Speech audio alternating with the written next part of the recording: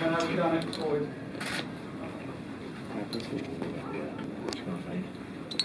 Wait for that door to shut a second.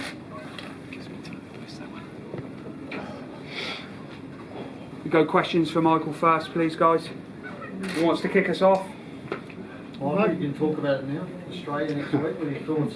Yeah, well, how good, I suppose, really, if you think about it. Like, we've been really blessed to have the opportunity to play against New Zealand and then now against Australia. Like, when you come into a World Cup, that's what you want to do. You want to play against the best and test yourself against the best, and that will certainly what it will be as a test. So we had a quick chat about it now, and now we'll set ourselves up for the week because it'll happen quick. And yeah, just recover from this one and get down to business, I suppose. You dare to dream?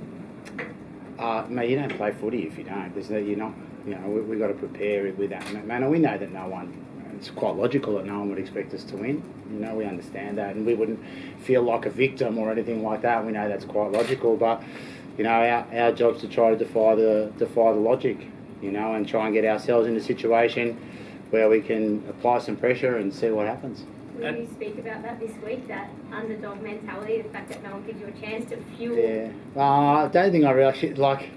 I think everyone sort of knows that I wouldn't need to bring it up, but I think it's more obviously because a lot of the lads are from Australia. This is a great match-up for them. You know, it's a real challenge that a lot of the players will want to go and meet head on and not worry about that too much. We'll understand that we're the underdogs. That's pretty clear.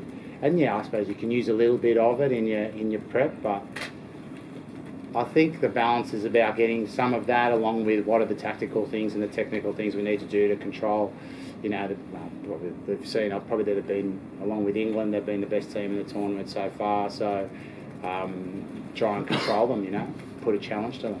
Adam, how exciting is it for the players to play against a Yeah, obviously we're coming to progress through, and that's the first box ticked off. I guess I feel as though we've built every game, and the more training sessions and games we play together, the better we're getting. So I don't think any of us expected to score 70 points today, but I guess if you execute high, you never know what can happen. So yeah, we'll brush past that now, and it's time to do or die now. Check, it's a special week for yourself as well with the two coaching roles. Can you give us a little insight into how you actually juggle those? Is it one day here, one day there, video conferences? How do you do it? No, I'd say it's probably just going to be one day here, one day there, or wherever I can. Like here will be the first, everything here has to be nailed down first because we're in a World Cup here, and it's extremely important. I've done a lot of preparation work with the coaches from Argentina. They were here from Sunday through Wednesday with the team last week. We had permission to have a camp, so I was able to spend a couple of days with them there because we had days off. So we've queued up what we think. That's obviously a huge game for Argentina as well. Not want to cross over too much. A game against England, that's a team we'll play in our World Cup pool next year as well. So it's a huge match. So there's been a lot of talk about it. You know, can you do all that? It's more for me. It's about trying to do it properly, not just do it. Do it properly. Do it where I'm making a contribution to both teams and an important one as the coach. And I think all the boys understand the scenario. So. Have you ever had any doubts about juggling the two, or is always you've been confident you've got the structures and the setup in place for it? Oh yeah, I think that I've got good coaches with me in both teams, and you know, strategy will be set out like we're already laid. You know, we'll start laying out this week's one today with the coaches here with the Cedars, and tomorrow we've already done some of that work with the Pumas, so I don't have any doubt. I like to, you know, trust the guys who are with me implicitly. So, you know, it's we're all the same person when we talk, the coaches. So whether it's Felipe Contemporary in London or Matt King here, it's the same thing for me. Are you excited by the challenge because it's such a unique thing, and you've obviously known it as a possibility, but now it's a reality? Well, yeah, obviously, you know, I've put myself in that scenario, but I don't think it's more about the challenges that we have, you know, to play. Like even for me, just to think that I'll be coaching a game against the Kangaroos, you know, that was sort of never would have entered in my mind. So now it's here. I want to really profit from the opportunity and learn from the experience of being in that scenario, you know, going against a team like that.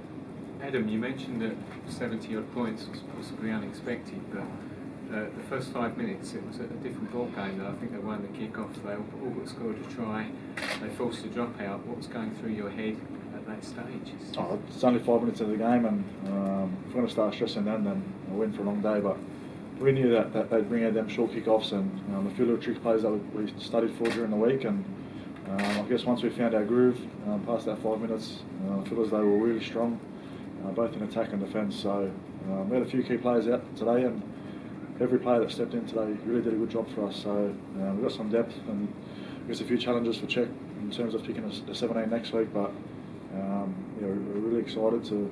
I guess we're going to have to start better next week, but we'll be up for it, that's for sure. Adam, you mentioned trick plays. Is there a few still up your sleeve for next week as a team? I guess every team always has a few trick plays, but we're just going there to play our brand of footy. I feel as though we've played a pretty similar brand throughout these first 3 games, and we're not going to try and throw the ball everywhere. We're just going to stick to our structures. We've got a really good.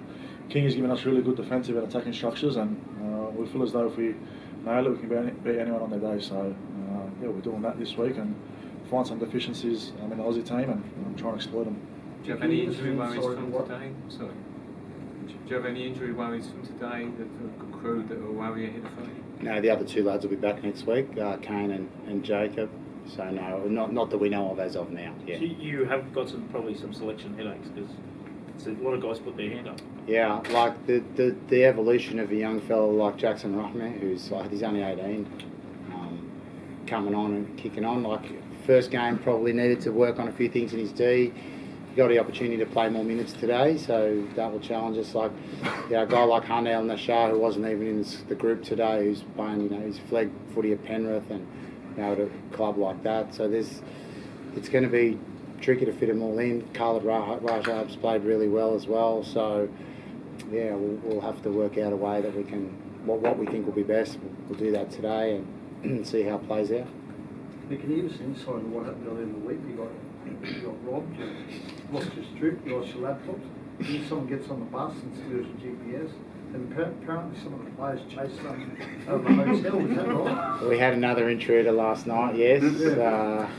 We're actually, they say we're sort of part-timers. I think the other part-time we're doing is security work at the moment because everyone's chasing and... Did they literally chase some guy out? Yeah, like someone came in the team room and I'm not sure what happened, but they called me, thank goodness. So I got down there and settled it all down, and I think the police did their bit after that. You got the bloke? Yeah, the police did their bit after that. So I sort of wanted to. It was an early kick-off. I didn't want to run out in the streets chasing blokes at 10 o'clock at night. So I need to get to bed and calm down. They thought they were an episode of Law and Order. I think they didn't know what they were doing, the fellas. But it has been a bit of a crazy week with all that happening, and trying to not have it as a distraction because it was pretty weird. I woke up in the morning to do a Zoom early morning and went down the team room and everything was gone. So I didn't actually recognise, I didn't even think about it. I just went to the hotel guy and said, is there something going on here? And then he came back an hour later and said we've been robbed. So well, we got our strip back, that's the main thing. I don't know why the first thing I'd steal would be the Lebanese jerseys. I don't care about the computers. He left those behind. But I think everyone's handled those distractions pretty well, to be honest, and now we're just pushing on past that, get to the next thing. In terms of the laptops, was yours taken to have Argentina and... Well, put it this way, we don't have a lot of resources to have a lot of team equipment, so most of the stuff was out there was my own stuff.